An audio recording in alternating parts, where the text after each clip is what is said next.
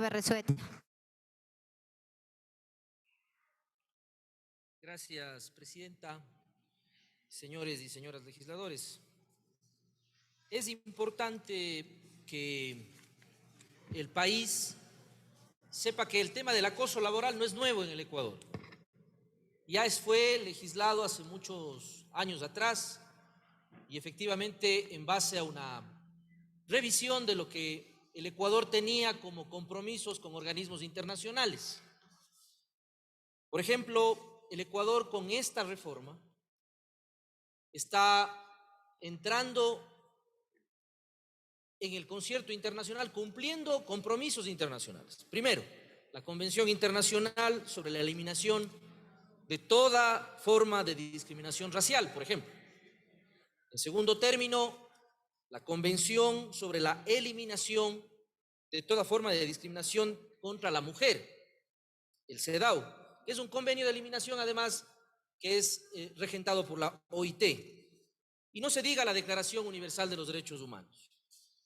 Pero este proyecto, esta reforma que estamos tratando el día de hoy en el Pleno de la Asamblea, además reforma el Código del Trabajo fundamentalmente en esa responsabilidad que debe existir desde el sector empleador para, conjuntamente con los trabajadores, analizar y debatir el tema del reglamento interno de trabajo. Eso es un tema fundamental que lamentablemente en materia de acoso laboral faltaba y en buena hora esta reforma lo hace. Pero adicionalmente a eso, señora presidenta y señores legisladores, el tema de la evaluación de riesgo que debe existir en materia de acoso laboral. No existe una evaluación de riesgos adecuada por parte de los empleadores y tampoco un acompañamiento por parte del Ministerio de Trabajo a esa evaluación de riesgos.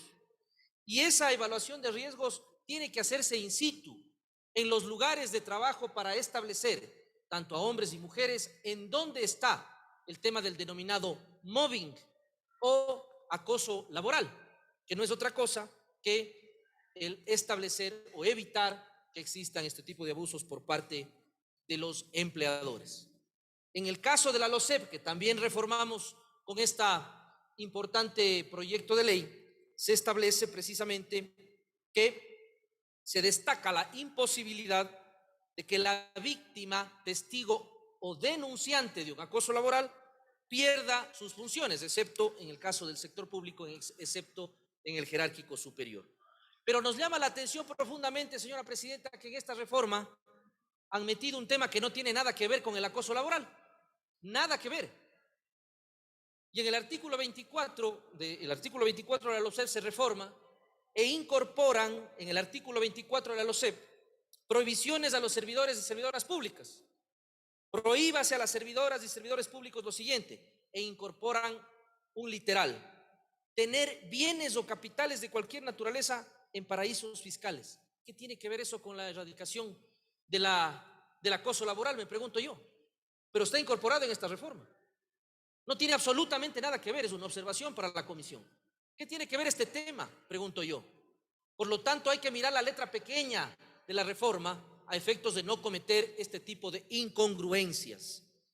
Y es importante, insisto, en que entremos en este tema. Pero hay una cosa que también es importante, señora presidenta, es que el acoso laboral no solamente tiene que venir de parte del empleador al trabajador, sino también de las formas en las que el Estado, de alguna manera, presiona no a los trabajadores, sino a las organizaciones sindicales. En este preciso momento, tengo a cerca de 12 trabajadores de la empresa pública de petróleos Petroecuador en mi despacho, porque resulta que el viceministro de Trabajo, de una manera absolutamente inconsulta, me imagino sin conocimiento de la ministra de Trabajo, de la noche a la mañana y de un plumazo, a pesar de que existen órdenes judiciales, elimina el registro de la directiva nada más y nada menos que del Sindicato de Trabajadores Petroleros. ¿Cómo podemos entender, señores legisladores, señoras legisladoras, que una autoridad encargada de la rectoría en materia de política pública laboral desconociendo sentencias judiciales, de un plumazo elimina el registro o la inscripción del Sindicato de Trabajadores Petroleros. Por si no sabía el bloque oficialista, se los comento por si acaso y les doy la alerta.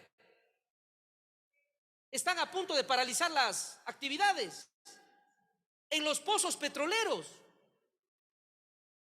porque no puede ser que de una manera absolutamente ligera se elimine o se desconozca a una directiva que no solamente tiene la legitimidad en las urnas, sino que además tiene sentencias judiciales a favor.